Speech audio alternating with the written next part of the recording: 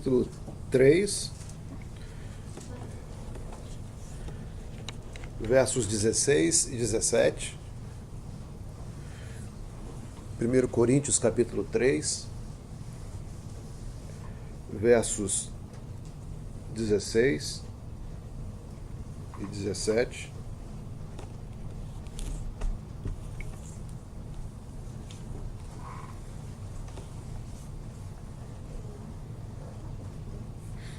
Diz assim a palavra do Senhor, amém?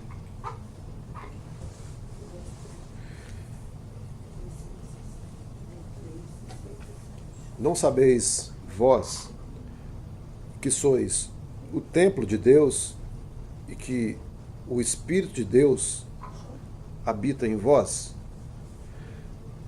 Se alguém destruir o templo de Deus, Deus o destruirá, porque o templo de Deus, que sois vós, é santo. Amém? Glória a Jesus. Nós somos o templo do Espírito Santo. Amém? Graças a Deus. Podemos assentar? Eu venho meditando nessa palavra, irmãos, com muito cuidado esses dias. Na verdade, é uma palavra que nós já conhecemos, mas à medida que o tempo vai passando, a tendência é que nós, como servos e servas, nós vamos amadurecendo, né? Porque a nossa caminhada não é uma caminhada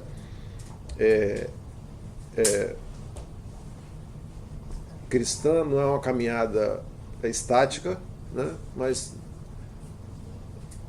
a própria palavra caminhada nos dá a entender de uma situação de dinâmica, de aprendizado e de crescimento e de amadurecimento.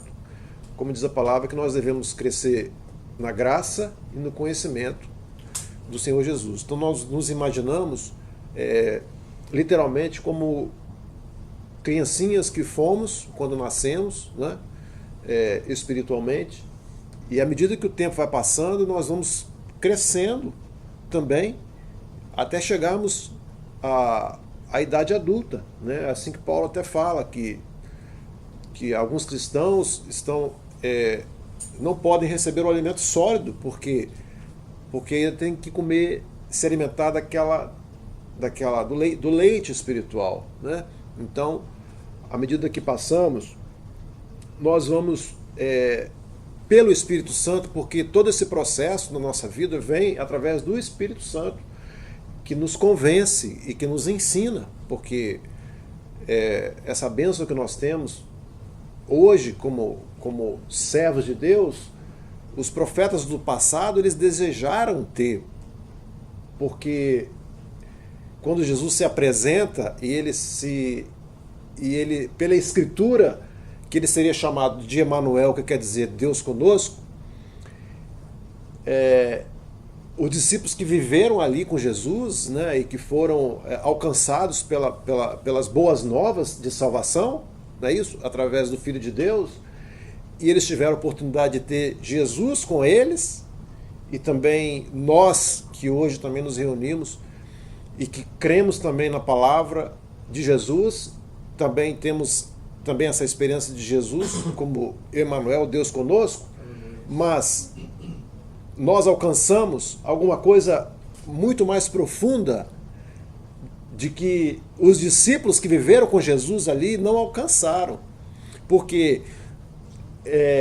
hoje nós temos não somente Deus conosco, mas nós temos Deus dentro de nós. Dentro de nós. Porque a palavra de Deus diz que se alguém ama e guarda a minha palavra, o Pai o amará. E viremos para ele e faremos nele morada. Aleluia. Então nós somos morada de Deus. Deus agora mora dentro de nós. Por isso que o apóstolo Paulo, ele diz que nós somos o templo do Espírito Santo. Então nós imaginamos, temos que nos ver dessa forma, que nós somos o templo do Espírito Santo. Aonde nós vamos, aonde estivermos, nós temos que ter esta consciência de que nós somos templo do Espírito Santo. E temos que manifestar através da nossa vida Deus, mostrar que Deus, ele é vivo e que Deus é um Deus santo e que é um Deus presente e que se manifesta através de nós, porque nós somos, a palavra de Deus diz que nós somos embaixadores, né? Embaixadores de Cristo. A nossa função neste mundo é testemunhar que Jesus, ele está vivo e devemos, como tal, andar como ele andou, para que quando as pessoas nos observem, vejam em nós cristãos que no sentido da palavra quer dizer pequenos cristos, né? Pequenos cristos. Então quando alguém olha para nós e vê o nosso testemunho, ele vai dizer que nós somos pequenos cristos, né? Jesus está vivo. Olha, aquele irmão, aquela irmã, aquela criança é diferente. Ele não tem os mesmos costumes que o mundo tem. Ele não fala, ele não tem o mesmo linguajar que o mundo tem, né? Mas ele não faz isso porque é uma pessoa religiosa e criada para ser dessa forma, mas ela faz porque ela está consciente de que ela é templo do Espírito Santo e que o prazer do servo de Deus é dar esse testemunho, né? É mostrar ao mundo que através dele que Jesus, ele está vivo. Louvado seja o nome do Senhor. A nossa posição, irmãos, diante dessa grande verdade que de sabermos que somos templo do Espírito Santo e essa responsabilidade, é ter cuidado com aquilo que nós vemos, né? O Evangelho de Mateus, no capítulo 6, do verso 22, diz que a candeia do corpo são os olhos, né? Então, cuidado com aquilo que nós vemos. A candeia do corpo são os olhos, né? Se o nosso olho ele for bom, todo o nosso corpo ele será luz. Mas se os nossos olhos forem maus, todo o nosso corpo será tenebroso, né? Será trevas. Então aquilo que nós vemos, né? Não só fisicamente falando, né? Porque a forma como nós vemos muitas coisas e conforme a maneira como nós vemos as coisas, né? Se às vezes olhamos, como a palavra fala, olhar altivo, né? A palavra menciona isso, olhar altivo, né? E Deus repreende. Então já é uma forma de nós não estarmos agradando ao Senhor, né? Então se olhamos de forma maliciosa, né, em determinada situação, o que acontece? O nosso corpo estará em trevas.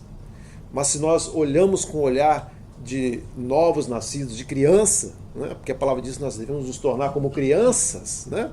Jesus ele nos fala que se não nos tornarmos como criança, jamais entraremos no reino de Deus, na sua pureza, né? E esse é o cuidado que nós temos que ter, né?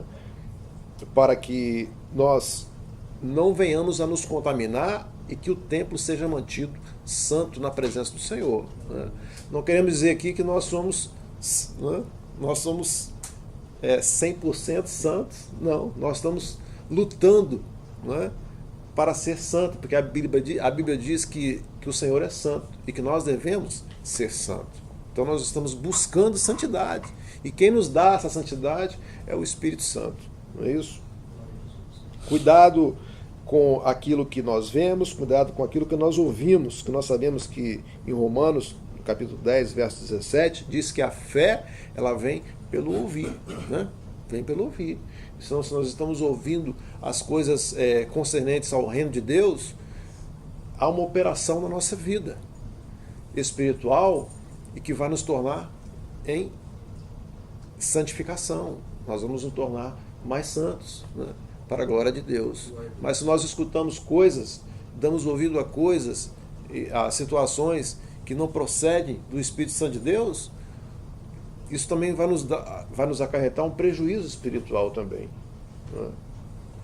Cuidado com o que nós falamos. Em Colossenses capítulo 4, verso 6, diz que a nossa palavra, ela sempre deve estar temperada com sal, para que nós possamos saber como responder a cada um. Então, tudo que falamos, nós temos que falar numa posição de santificação, com temor, para que, quando formos ouvidos, a nossa palavra seja uma palavra agradável para aqueles que estão ao nosso redor, aqueles que nos escutam. Cuidado com o que fazemos também. Tiago, no capítulo 1, verso 19 e 22, diz que todo homem ele seja pronto para ouvir, e tardio para falar, e tardio para se irar. Pois a ira do homem não opera a justiça de Deus, e que nós devemos rejeitar toda malícia e imundícia, e que possamos receber com mansidão a palavra que foi enxertada em nós e que é poderosa para salvar a nossa alma. E que nós devamos ser cumpridores da palavra e não só ouvintes, enganando-nos a nós mesmos em nossos em nossos discursos, né? Quer dizer, aquilo que nós escutamos da parte de Deus, que não sejamos somente ouvintes, mas que sejamos praticantes da palavra, né? Louvado seja o nome do Senhor.